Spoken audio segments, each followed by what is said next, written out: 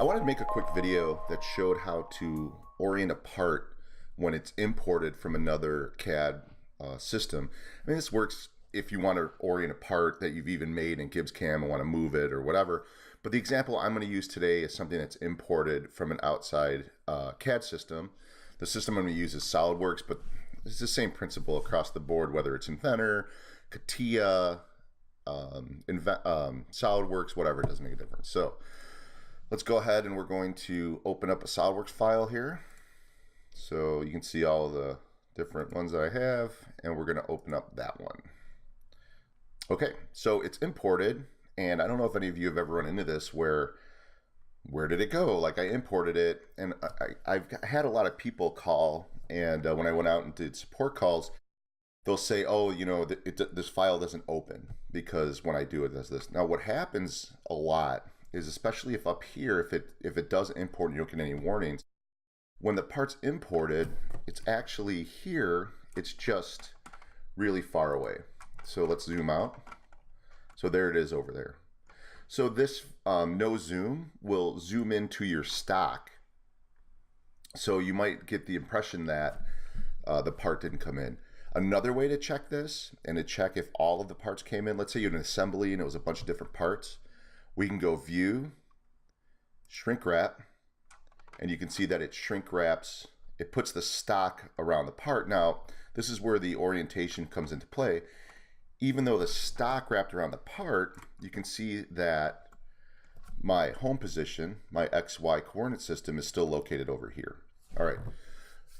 This is a very big fundamental part of Gibbs. That coordinate system and this plane cannot move.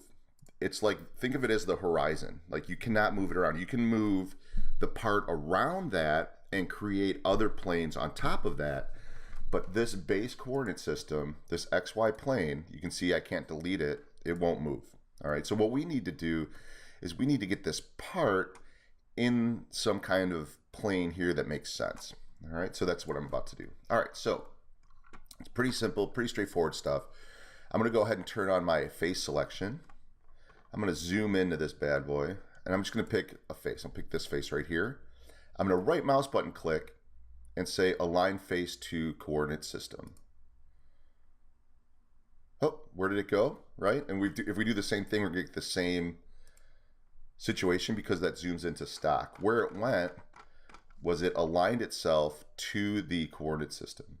So it takes the theoretical center of that surface and puts it at my XYZ 0. It always points away. You can see the positive here, the positive Z is pointing away from the face that you align it to. All right, so now I need to get my stock around this. Yeah, I mean, I could go through here and put all these numbers in, but that's a humongous pain in the neck. So I'm gonna just come here, hit View, and Shrink Wrap. So when I hit Shrink Wrap, it gives me a extent XYZ bounding box. And again, for the bounding box, or for the stock, I'm sorry, for the stock, you can always just change it right here. If you wanted, like, let's say an extra inch in X or inch in Y, you can just add it down here.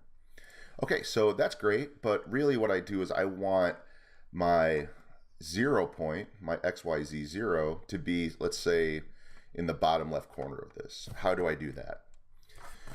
I could guess and move it around, but that's gonna take forever. So what I'm gonna do is I'm gonna hit on my Documents tab. And right here I can see my stock origin. So basically what this is this is telling me how far this edge is. Actually, let me turn this around so we can see it in the right orientation. There we go. This shows me how far in the X positive my stock is. So this, when I look at the isometric, it mimics what's on my screen when I look at the isometric view. So what I'm going to do is I'm going to go ahead up here and I'm going to turn off face selection. I'm going to select the whole solid, modify, translate. There it is. So what I do is I always start out with that being 0 because, you know, sometimes you'll have a number in there that's left over. So the first thing I do is I clear out all the numbers in my translate.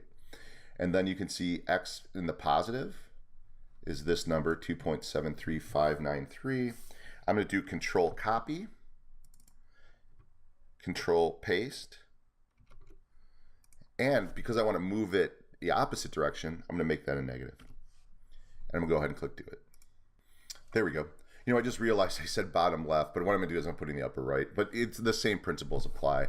So I'm going to go ahead and move it in the Y now. And don't worry about the stock. Again, we're going to shrink wrap visible once we get it oriented the correct way, and then it's going to be a piece of cake. So in the Y positive, we have that. I'm going to control C. Again, I'm going to make this all 0. And I'm going to come here and hit control V. And I'm going to make it negative. So you can see what I'm doing is I'm just using these numbers and moving it the distance it says that it is away from the 0. So I'm going to go ahead and click do it. And there we go. So now we can see it's in the upper right corner. And you can see that I did that without having any geometry to pick. I just used the distances that are listed in my workspace to create that theoretical corner up there. All right, so let me zoom back. Now let's get the stock around this bad boy. So let's get rid of this. We're done translating. View, shrink wrap. There we go. So now it's oriented. So now the next step would be, okay, Chris, that's great, but now I want to go ahead and, you know, drill these holes on the side. Let's say, you know, these holes. So now how do I do this? Do I have to rotate it again and do all the crazy stuff? The answer is no, you don't. All you have to do is create a new coordinate system. So if we go to our coordinate systems here, right, remember what I said, that very first one, this is like the horizon. You can't move it. You can only move the part around it. But I don't want to have to move this part every single time, especially if I need to go back and remachine some of these, because then I'll have to try and figure out where it was and move it. What I can do is I can create a new coordinate system, and I'm going to do it from view. This is probably the easiest way that I've found to do it. So I'm just going to click around here until I get a good view. So it's this one, all right? If you want to, let's say for instance I wanted this backside, how do I do that from view? I'm going to hold down my Alt key and click on it. And when you hold down your Alt key, oops, what you get is the opposite of these views. So if let's say my top view, let's go ahead and get it in there. If I hold down my Alt key and hit top view, I get the bottom view. Here's my front view. If I hold down my Alt key and hit front view, I get the back view. Okay, so, but this one is my front view. I'm in the front view. I'm not going to touch anything. And I'm going to right mouse button click, and I'm going to hit new coordinate system from view. Okay, so now I have a coordinate system that's oriented correctly, but the position's off. All right, so here's where you can do a couple things. You can do it like I did and move that coordinate system. I'm sorry, let me back up for a second. To modify the coordinate system, we just move back here to coordinate system palette. So here we can align it with different lines, align coordinate system plane, things like that. What I'm going to do is I'm going to grab some geometry and use that geometry to define my coordinate system. So I don't know, that, you know, I'm going to turn on my wireframe, and I'm just going to pick this line at the very bottom. I'm going to right mouse button click, extract edges. Hit OK. So I'm going to turn off my wireframe so you can see what I did. I had this little line down there. I can say, you know what? I want to align my center point with a certain point on my screen. Again, I'm going to make that all 0. Okay, so I've talked about this in a couple other videos, but it's really important and it saves a ton of time, so I'm going to say it again. I want to fill in all of these fields, the X, Y, Z, with this point right here. Okay, so instead of doing this and holding down Alt and clicking it, highlighting the Y, holding down my Alt key and clicking it, what I can do is I can just click one. I'm going to hit Shift Alt and click on that point. And it's going to populate all of those fields for me. Again, that's Shift and Alt at the same time, and I'm going to click do it. So you can see when I do it this way with X, Y, Z, you can see that it kind of shoots it up into space. This is another question I get a lot. The difference between X, Y, Z and HVD.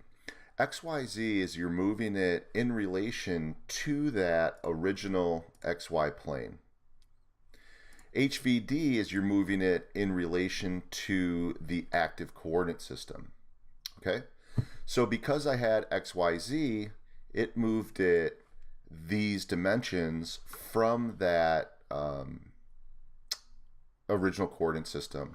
So I'm going to go ahead and hit Control Z, and I want to move it in relationship to this coordinate system and to the one that I have here, because this is the work group in the coordinate system under which I made this geometry. So let's go ahead and hit Do It. And we can see there, that looks a lot better. It just gets right there. So at that point, you can do a bunch of different things using these. You can switch out the orientation from that point if you want to move it around. The depth, you can flip it. So you can see that positive is this way. If I want to turn around, you can do this way. Again, you can't modify that original coordinate system. This is one of the questions I get a lot. So let's say if I made this XY plane my original coordinate system. So you can't move it. You can't do anything with that coordinate system. You can't flip it. You can't move it. You can't do anything. But with this one, you can change it all around. So really, there's that one set coordinate system that that you can't move. So anyway, from this point, we can maybe draw some more geometry, maybe put a point in this corner using these dimensions here for my stock size, and then move to that point, change the origin point. We can do a theoretical center, things like that. So that's how you can move and manipulate and orientate a part that's imported from another CAD system. If you have any questions about importing data or orientating a part or anything like that, please feel free to contact your local reseller or give GibbsCAM technical support a call. Thank you.